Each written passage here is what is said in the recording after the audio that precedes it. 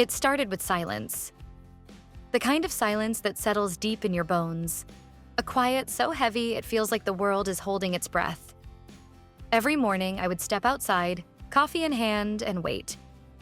I'd listen for the familiar, joyful laughter. The unmistakable call of Fluffy and Falco, my two Kookaburra companions who had visited me every day without fail. But that morning, and the next, and the one after that, there was nothing. Just the rustling of the trees, the occasional chirp of a passing bird, but not their sound. Something was wrong. For months, Fluffy and Falco had been part of my daily life. I never asked them to stay, but they chose to. Every morning, they'd swoop down, landing on my fence, their sharp eyes watching my every move. I would talk to them, tell them about my day, and they, in turn, would tilt their heads as if they understood. It was a simple connection, but it was profound. They weren't pets. They were free, wild creatures who had, for some reason, trusted me. And then, just like that, they were gone. I searched for them, calling out softly, scanning the trees, hoping for even the smallest sign that they were still out there. But the days stretched on, and my heart grew heavier. I told myself nature had its own way of doing things, that maybe they had moved on, found a new place to call home. But deep down, I couldn't shake the feeling that something had happened. Then, one morning, as I stood by my front door, staring out into the empty yard, he arrived. At first, I thought my eyes were playing tricks on me. There, perched just a few feet away, was a tiny, scruffy-looking Kookaburra. His feathers weren't sleek like Fluffy's, or as regal as Falco's. He looked young, unsure, a little rough around the edges. But what caught my attention wasn't just his appearance. It was his eyes. They held something familiar, something I had seen before in Fluffy and Falco. He didn't hesitate. He hopped closer, tilting his head in that same inquisitive way, as if sizing me up. And then, without warning, he fluttered onto my porch, bold as ever, and just sat there, staring, waiting. I remember whispering, "Who are you?" He didn't answer, of course, but I felt it. I knew it. He wasn't just any bird. He was their bird. Days passed, and he kept coming back, morning after morning, just like Fluffy and Falco had. He followed me around the property, hopping along the ground as I watered the plants, perching on the fence as I drank my coffee. He was fearless, curious, and, oh, he was cheeky. If I left the door open for even a second too long, he'd try to walk inside. Not fly. Walk. Like he belonged here. And that's how wolves became part of my life.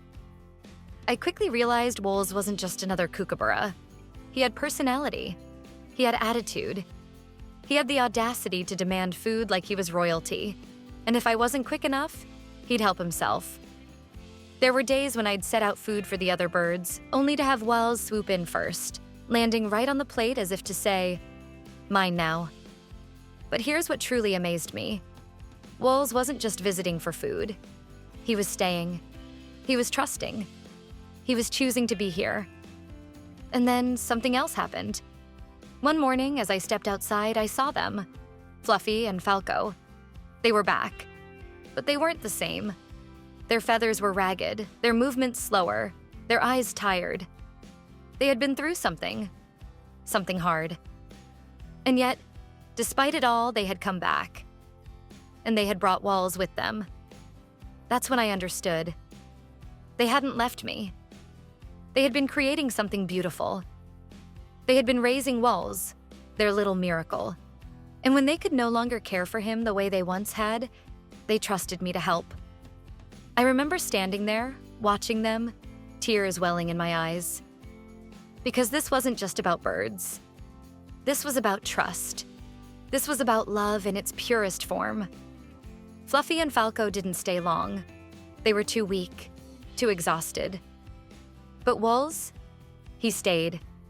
It was as if they had passed the torch, as if they had chosen me to be part of their story. And from that day forward, Wales became my shadow, my friend, my daily joy. There's something incredible about forming a bond with a wild animal. They owe you nothing. They don't need you.